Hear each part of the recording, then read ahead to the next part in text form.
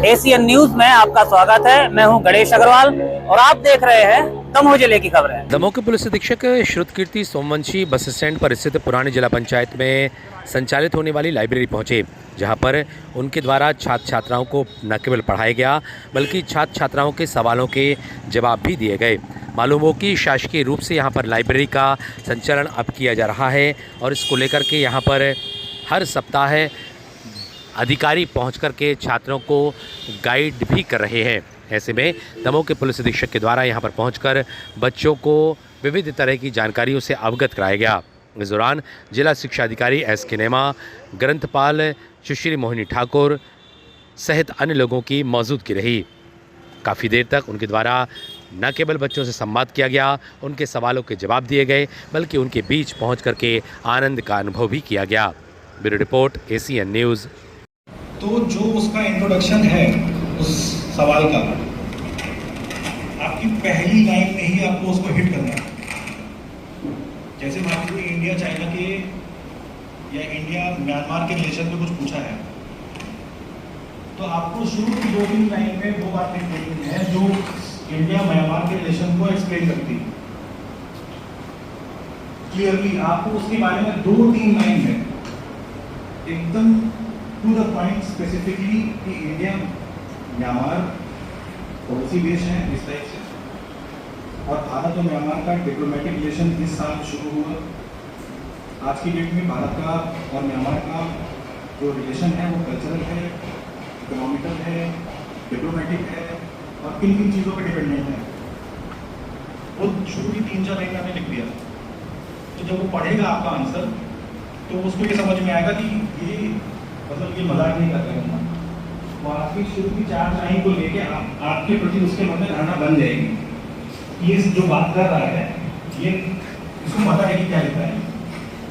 आमतौर पे हमारी क्या आदत होती है कि जो हमको सब्जेक्ट या उस क्वेश्चन के बारे में सबसे अच्छी इंफॉर्मेशन पता होती है उसको छुपा के रखने के बाद बाद में लिखेंगे।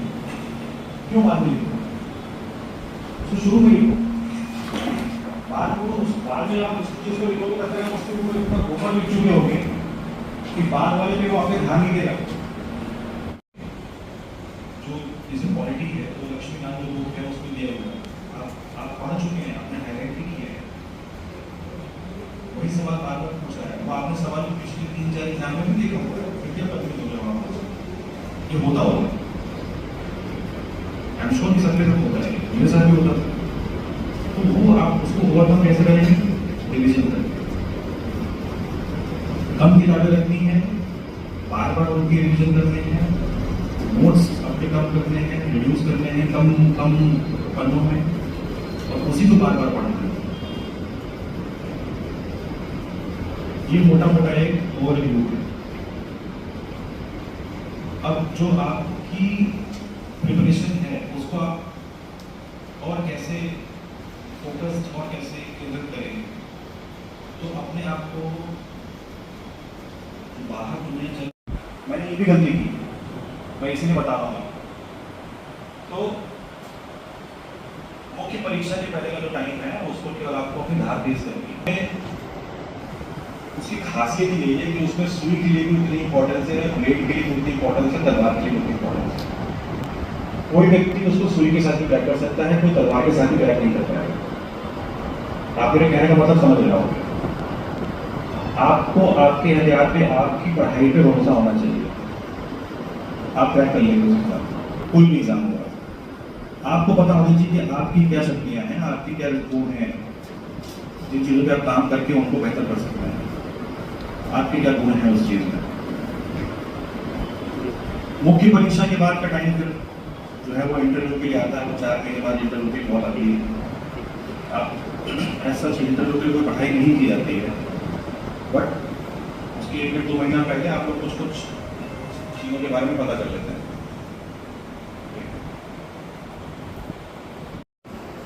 आपको पूरा मौका मिलेगा कि आपकी जो गलतियां पिछले आपने की हैं उसको आप ठीक करें, लेकिन एक्चुअल में ठीक करें। केवल मतलब खाना पूर्ति ना हो अगर आप उसको लेके सीरियस हैं।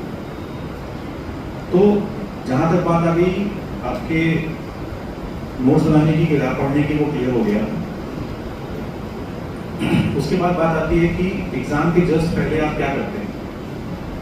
अब आपने मान लीजिए मई जून में आपका प्रीलिम्स हो गया और सितंबर अक्टूबर में मेंस होगा, तो अभी इस 3 महीने में आप मेंस की पढ़ाई शुरू नहीं कर सकते। आपको ये 3 महीने रिवीजन के लिए मिलेंगे।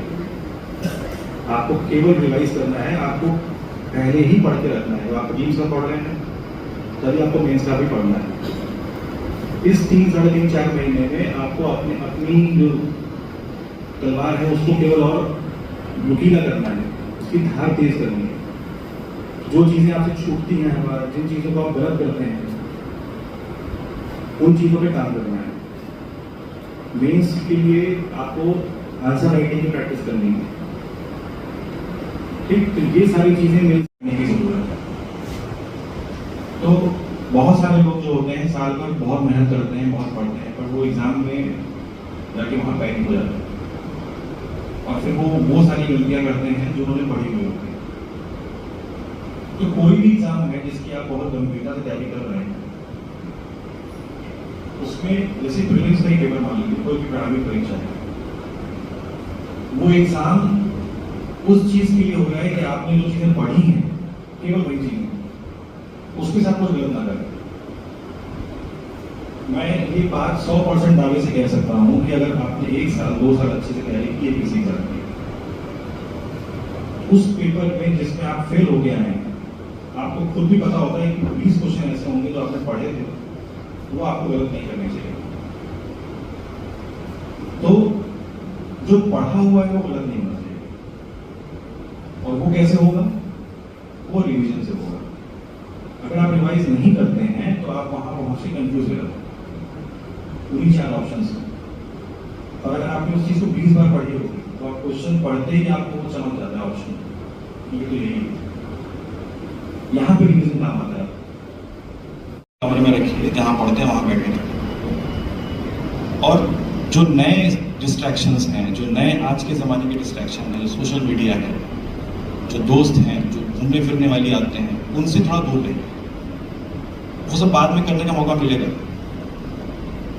पूरा मौका मिलेगा, पर तब मन नहीं करेगा करने का, क्योंकि आप अभी कुछ ऐसा करने जा रहे हैं जो आगे के आपके 60-70 साल चेंज कर देगा और आपकी पूरी आने वाली 10 पीढ़ियों को चेंज कर देगा। आप एक पैटर्न सेट कर देंगे अपने परिवार में।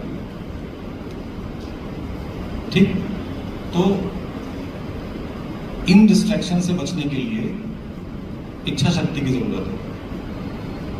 वो आपको आपके अंदर ही मिलेगी, मेरे बोलने से नहीं आएगी। कि थाने नहीं जाएंगे, बहुत अजीब सा माहौल रहता है, ये रहता है, वहाँ कोई ठीक से बात नहीं करता, वहाँ बदतमीजी होती है। उस चीज़ को ठीक करने के लिए और पुलिस पे ये जिम्मेदारी डालने के लिए कि ये जो लोग बैठे हैं आपके साथ, आप इनसे मिलिए, आप उनसे मिलेंगे, उनसे बात करेंगे, तो जब वो व्यक्ति आपके थाने में आएगा तो आप उसकी बात सुनेंगे। पुलिस का इंटरेक्शन केवल क्रिमिनल से ही ना हो, आम जनता से भी हो। उनके बीच में जाए, त्योहारों पे जाए, आमतौर पे मिलती रहे, ऐसे कुछ प्रोग्राम्स करें जिसमें वो पुलिस वाले उनसे मिलें, ताकि जनता में और पुलिस में सामंजस्य बने। वो उनसे मिलते जुलते रहेंगे तो दोनों एक दूसरे को जानते रहेंगे। तो मोटा मोटा सामुदायिक पुलिसिंग का काम यही है कि पुलिस और जनता के बीच के जो संबंध हो उसको ठीक करना, उसको बेहतर करना, दोनों के इंटरेक्शन को बढ़ाना। केवल कोई क्राइम या शिकायत होने पर ही पुलिस से व्यक्ति ना मिले, उसके अलावा त्यौहार पर किसी प्रोग्राम में कहीं कुछ एक्टिविटी करते हुए भी मिले, ताकि वो दोनों उसके एक दूसरे का मानवीय चेहरा भी देख पाएँ। सर मेरा पहला प्रश्न है कि सर पुलिस में सर कौन कौन से डिपार्टमेंट होते हैं? दूसरा प्रश्न है कि सर जो IPS और IPC CRPC की धाराएँ होती है वो क्या होती है? और तीसरा है सर जैसे सर आपके पास कोई केस आता है सर, तो सर आप उस केस का सर इन्वेस्टिगेशन किस तरीके से, तो प्रोसेस क्या है? और चौथा प्रश्न है सर मेरा आपसे कि सर जो सर आपका एजुकेशन बैकग्राउंड है वो क्या है? पाँचवा प्रश्न है सर मेरा आपसे कि सर CSET जो है सर उसकी स्ट्रेटजी बता दीजिए। तो छठा प्रश्न है सर मेरा आपसे कि मतलब वो आपने सर आपने 5 अटेम्प्ट किए थे, तो सर जो आपने गलती को 3 के 5 अटेम्प्ट तक आपने सिलेक्ट हुए हैं, सर वो आपने जो गलतियाँ की तो हम लोग कौन सी गलतियाँ ना करें ताकि हम लोग आपसे पहले सबसे बुरा। ठीक है, जैसे पहला क्वेश्चन आपका ये है कि पहला क्वेश्चन में बोलिए, है ना? मेरा सर एक पुलिस आज ये यहाँ पर जो वाचनालय है हमारा, यहाँ पर बच्चों से इंटरेक्शन हुआ है। बहुत सारे बच्चे इसमें प्रतियोगी परीक्षाओं की तैयारियाँ कर रहे हैं। उनसे उनके जो डाउट्स थे, तैयारी करने में आमतौर पर हम क्या गलतियाँ करते हैं, कैसे उसको और बेहतर कर सकते हैं, जो छोटी मोटी बारीकियाँ हैं, उन पे एक इंटरेक्टिव सेशन हम लोगों का हुआ है। और मुझे लगता है काफ़ी अच्छा एक ये इंटरेक्शन था, जिसमें बच्चों की परेशानियों के बारे में भी जानने को मिला है।